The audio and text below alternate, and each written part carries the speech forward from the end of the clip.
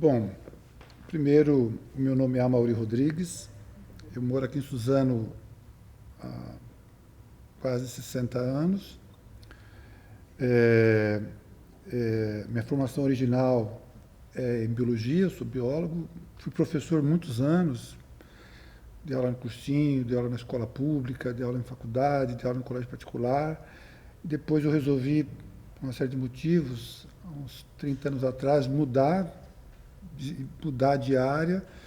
Tive a oportunidade de morar fora do Brasil, experimentar outras coisas, conhecer outras culturas. Isso foi muito importante, né, na minha vida. Depois voltei para o Brasil. Aqui eu abri uma escola de inglês, que tem até hoje, né, chamada British Academy. Tem 26 anos já. Então, basicamente, eu me dedico à escola, que é o meu, digamos assim, ganha-pão. Mas, ao mesmo tempo, eu tenho uma atividade que é, acho que, ligada à cultura, ligada à cidade, ligada ao meu tempo e ao lugar onde eu vivo, que eu valorizo bastante, né? Então, embora minha atividade profissional seja bem específica, né, eu procuro ter uma participação no tempo e no lugar que eu vivo. Eu acho que uma das coisas que eu fiz, que foi mais assim interessante, né, do ponto de vista de talvez de inusitado, talvez de surpreendente, não que eu tenha executado, feito, mas no sentido da produção, né, foi dentro desse projeto chamado British in Concert, que eu acabei de escrever rapidamente. Assim, nós tivemos a oportunidade de ver apresentações assim únicas. Então, por exemplo, eu lembro de um grupo de música brasileira, histórica brasileira, e eles faziam pesquisa com música barroca mineira. E eles foram até a Torre do Tombo, que é o Arquivo Nacional em Portugal, e descobriram uma partitura de música brasileira, de música barroca brasileira, que tinha mais de 200 anos, né? Então, 250 anos, né? E contaram essa partitura que ficou mais de 200 anos, ou quem sabe mais tempo, sem ser executada em solo brasileiro. Esses caras encontraram essa partitura, obviamente, fizeram um estudo sobre ela e fizeram uma apresentação aqui em Suzano com instrumentos da época, ou seja, não foi com um violão contemporâneo, violão moderno, né, mas com instrumento do século XVIII, e tocaram a tal da partitura, que eu não me lembro o nome da música agora, né, pela primeira vez em 200 anos. Eu achei aquilo um grande barato, que é diametralmente oposto. É quando eu morei na Nova Zelândia, eu morava num lugar muito bonito, né? A cidade de Auckland já é muito bonita, mas eu morava nos arredores de Auckland, na zona rural. E eu tive a felicidade de morar numa casa muito bonita, muito legal, que eu aluguei a troco de banana também. E era assim, uma região de montanhas, né? E eu diariamente, isso faço até hoje, né? Eu sou muito independente e tal. Eu lavava minha roupa de boa, eu sempre faço isso até hoje, né? Então, quando eu ia pendurar a roupa no varal, eu ia para o fundo da casa, né? Então eu via assim, o sol se pondo, né? Aquelas montanhas verdejantes, né? E na Nova Zelândia tem muita ovelha, tem 60 milhões de ovelhas, tinha na época, né? Tinha 4 milhões de pessoas, 60 milhões de ovelhas. Tinha muito mais gente que ovelha no país. Então, onde eu morava, existiam aqueles, os criadores, né, de ovelha. Aí eu ia pendurar minha roupa no varal e, assim, eu via aqueles montes, assim, a perder de vista, né, todos verdejantes, assim, as ovelhinhas pastando, aquele sol dourado se pondo, como a Nova Zelândia está muito próximo do polo, né, mais próximo, o sol, ao final do dia, por causa da quantidade de ar da atmosfera, então a luz do sol é filtrada de uma forma diferente do que a nossa aqui no nosso paralelo. Nós estamos em São Paulo, então a luz é diferente, né? Ela fica mais dourada, fica mais bonita, né? Eu acho que duas coisas provocam o pulso da criação, né? E uma delas é a indignação do homem diante da injustiça. Então, por exemplo, se a gente olhar o cinema soviético, né, quer dizer, o formalismo soviético, Eisenstein, Kuleshov, tal, Dziga Vertov, né? O cinema deles estavam, obviamente, eles faziam cinema porque eles estavam dentro do processo de revolução na Rússia, né? Eles queriam falar do novo homem, da nova sociedade. Então, obviamente, as pessoas têm um olhar hoje histórico sobre o que foi a experiência da União Soviética, mas naquele momento eles estavam imbuídos de uma vontade criativa, né? Fizeram filmes maravilhosos, como o Cruzado Potemkin, que tem cenas maravilhosas, né? Kuleshov fez O Homem à Câmera, Dziga Vertov fez O Homem à Câmera, e qual que era o impulso criador deles? Era a indignação, né? Era com uma sociedade que oprimia as pessoas, e obviamente eles queriam uma sociedade mais justa, mais igualitária, mais humana, e isso que provocava o cinema deles. E assim com muitos outros, muitas pessoas ligadas ao cinema, ligadas às artes, o impulso criador vem da indignação diante da injustiça. Eu perguntei ao professor Eurípides, qual que é o sentido da vida? Ele falou, mas por que você está me perguntando isso, né? Eu falei, não, se eu pudesse me responder, eu agradeceria.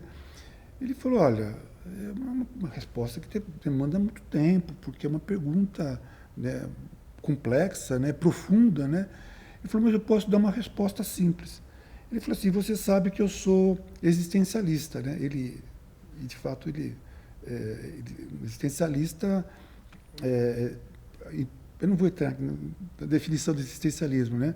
Mas ele, enquanto existencialista, ele me disse o seguinte, o sentido da vida é viver. Aí, essa questão, ele poderia discutir o que é o existencialismo e essas coisas todas, né?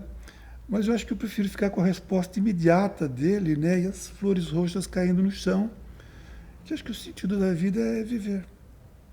E essa simplicidade, talvez, na resposta, seja mais... atende mais a nossa angústia diante da vida do que uma elaboração sobre o existencialismo, sobre a existência do homem, né? E eu acho que é a minha forma de ver a vida, né? O sentido da vida é viver. Ele tenta acender uma vela e atravessar de um lado ao outro lado dessa pequena praça, desse espaço pátio, um pátio interno, alguma coisa assim. Ele tenta atravessar com a vela de um lado ao outro desse pátio. Aí, obviamente, o vento apaga. Ele volta para o lugar de início, acende a vela novamente, com dificuldade, e tenta caminhar com a vela novamente atravessar. Ele faz isso por várias vezes. E porque o Tarkovsky está esculpindo o tempo. Então ele pega a imagem e ele esculpe, essa expressão que ele usa, ele está esculpindo o tempo com as imagens. E a gente passa minutos e minutos olhando aquele homem com uma vela, sabe, o tempo todo bruxuleante é a palavra, né? Apagando ou não apagando, e dá uma angústia, porque você começa a querer que ele atravesse o pátio com a vela acesa e chegue em outro lugar, que é uma coisa mais banal do que isso, e você espera que ele consiga fazer isso, e ele tenta, a vela apaga, ele volta lentamente, ele vai, ele coloca a mão diante da vela, e o vento sopra e a vela apaga. Então, o tempo, cara, é o que a gente faz dele, né? Porque o tempo tem o lance da duração, né? Cara, eu não sei se é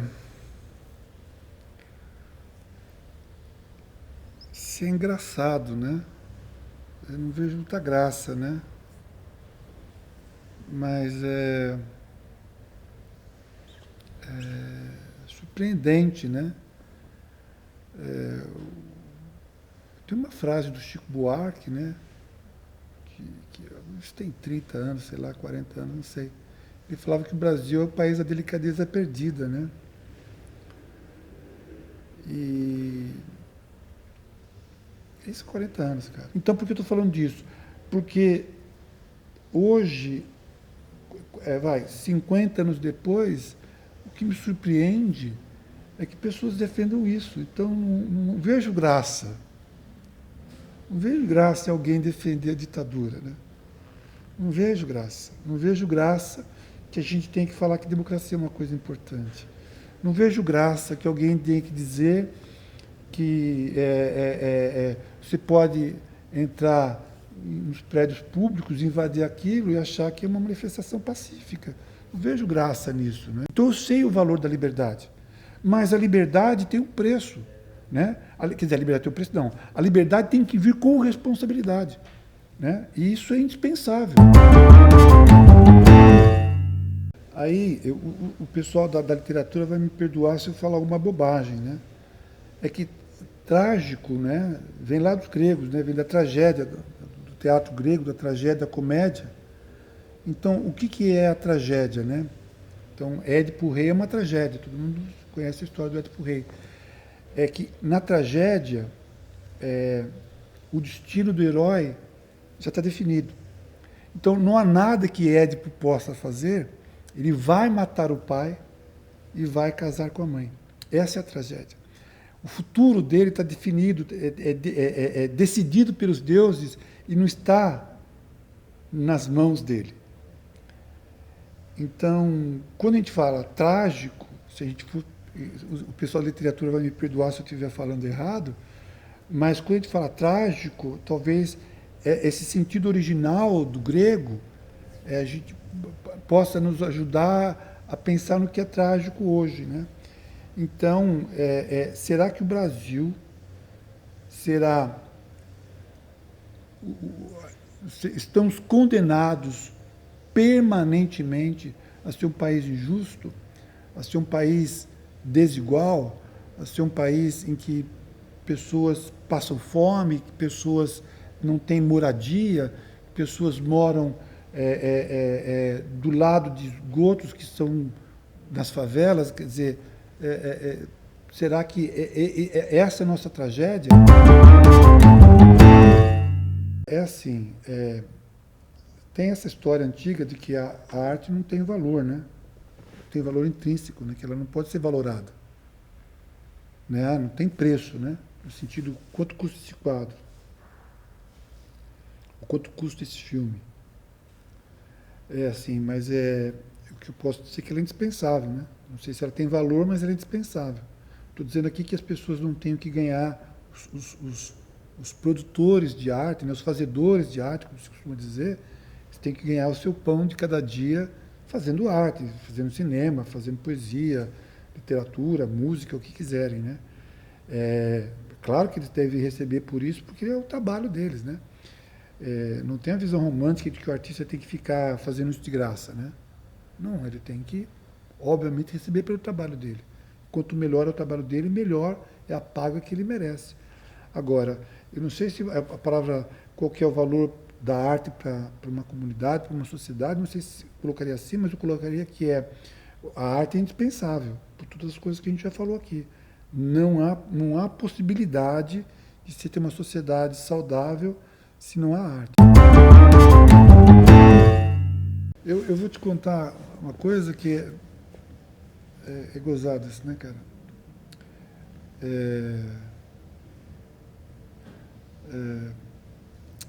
Pois é, cara. Você sabe quando eu tinha 6, 7 anos, eu fui a primeira vez no cinema. Eu fui assistir Peter Pan, da Disney. Cara, eu nunca tinha visto, porque obviamente nos anos 60 não tinha TV colorida, né?